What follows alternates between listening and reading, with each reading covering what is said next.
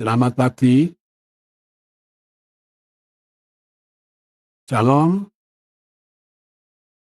Om Santi Sandi Om, Namo Buddhaya, Salam Kebajikan, Assalamualaikum warahmatullahi wabarakatuh.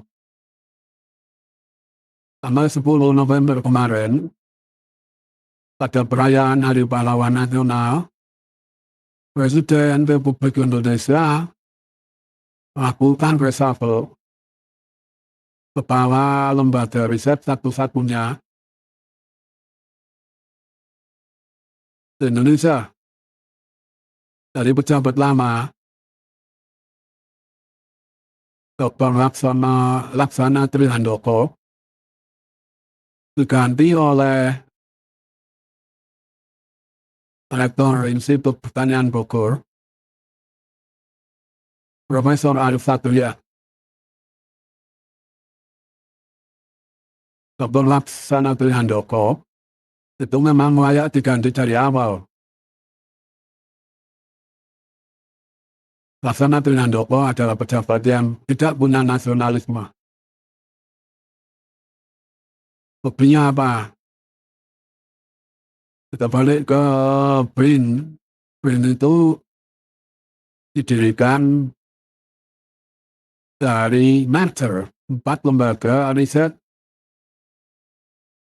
sebelumnya, yaitu Lembaga Ilmu Pengetahuan Indonesia LIPI, Badan Pengkajian dan Penerapan Teknologi BPPT, Lembaga Penerbangan dan Antariksa Nasional 8, serta Badan Tenaga Atom Nasional Badan. Kemudian ditambah dengan juga bergabungnya peneliti-peneliti di Lembaga Penelitian Pengembangan Pengkajian dan Penerapan yang berada di kementerian-kementerian.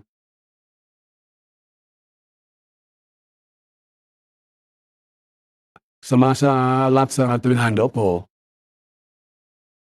seluruh peneliti, terutama yang doktor batas, harus menerbitkan publikasinya di publikasi internasional yang diterbitkan oleh publisher internasional yang terindeks di Scopus Miliaria Lab dan bukan atau dan Web of Science yang di bawah Clarified. Kita tahu bahwa anggaran BRIN itu lebih kecil dari total 4 lembaga riset dulu, plus juga litbang sirat yang lain. Tetapi ketika publikasi, diharuskan publikasi internasional tanpa pendanaan oleh BRIN. Peneliti-penelitinya juga tidak semuanya, bahkan sebagian kecil saja yang mendapat pendanaan riset. Jadi sebagian besar peneliti BRIN itu sifatnya subsisten, membiayai penelitian sendiri, kemudian mempublikasikan juga dengan biaya sendiri, atau dibebankan kepada yang membaca. Kita tahu publikasi ada 2 model pendanaan. Satu burden open access, di mana penelitinya atau autornya membayar kepada publisher. Model kedua adalah dengan model tradisional subscription. Artinya, yang membutuhkan untuk baca hasil penelitian itulah yang membayar.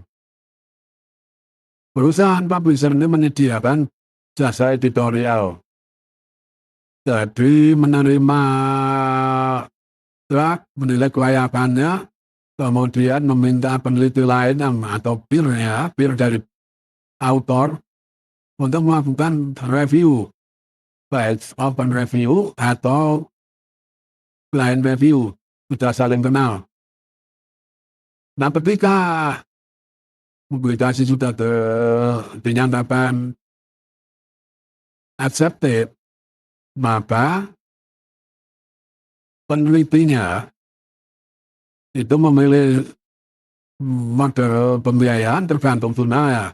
Ada hanya yang golden open access, ada yang tradisional self-service tadi, ada yang milih salah satunya. Tapi persoalannya begini teman-teman, kawan-kawan dan saudara-saudara, bahwa berdiri danai negara. Kalau penelitiannya dibiayai oleh penelitinya yang gajinya pas-pasan itu pun juga dari APBN. Bagaimana hasil penelitian yang berdarah-darah oleh para peneliti dibiayai APBN, baik langsung dari APBN untuk biaya peneliti itu, atau menjadi parasit dari gaji peneliti yang seharusnya untuk keluarganya dipakai mendanai penelitian. Kemudian masih harus membayar APC,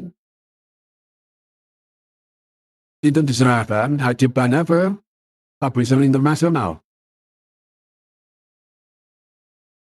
Padahal penelitian bekerja. Belum lagi publishernya itu juga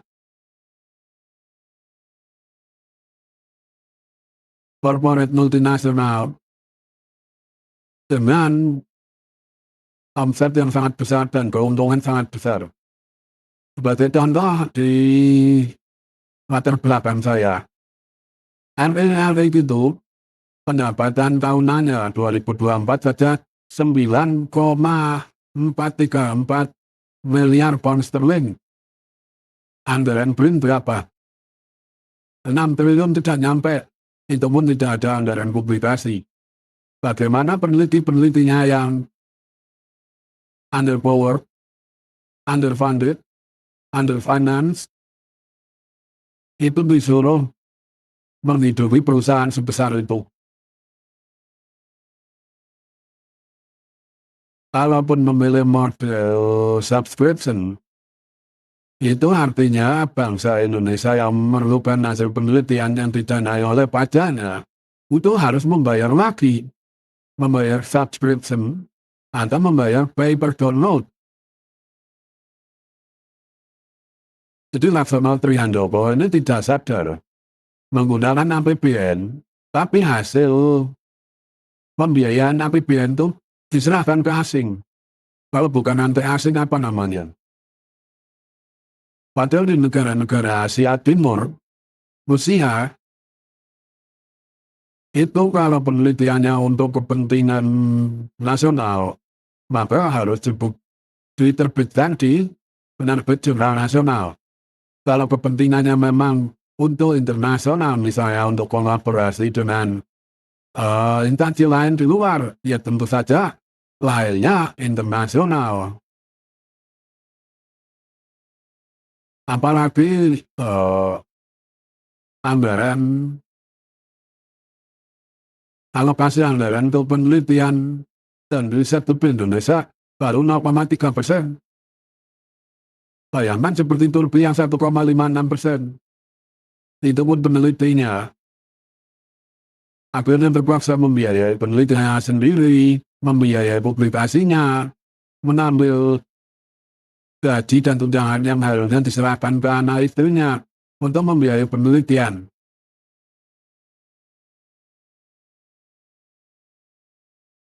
Kalau bukan namanya menyerahkan bulat-bulat untuk kepentingan internasional, model orang seperti Laksamana Trihandoko itu apa namanya? Orang seperti dia nasionalismenya minus, memaksa peneliti untuk meneliti dengan biaya sendiri, mempublikasikan dengan biaya sendiri. Itu saya jadi teringat di Laksamana Trihandoko itu Muslim. Tapi dia mengabaikan apa kata Ali bin Abi Thalib. Pemimpin yang kafir tapi adil lebih baik daripada pemimpin yang Muslim tapi zalim. Ya contohnya Laksamana Trihandoko itu. Maka sangat layak Presiden Republik Indonesia mengganti Laksamana Trihandoko ke akademisi lain. Walaupun saya belum tahu reputasinya Profesor Arif ini seperti apa. Karena IPB itu dikenal sebagai kandang Hizbut Tahrir Indonesia.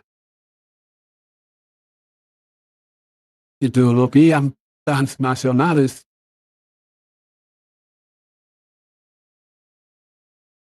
Jadi saya rasa sudah tepat bahwa Presiden Prabowo itu mengganti Laksana Trihandoko dan jangan diberi jabatan lagi. Karena nasionalismenya sama sekali tidak ada.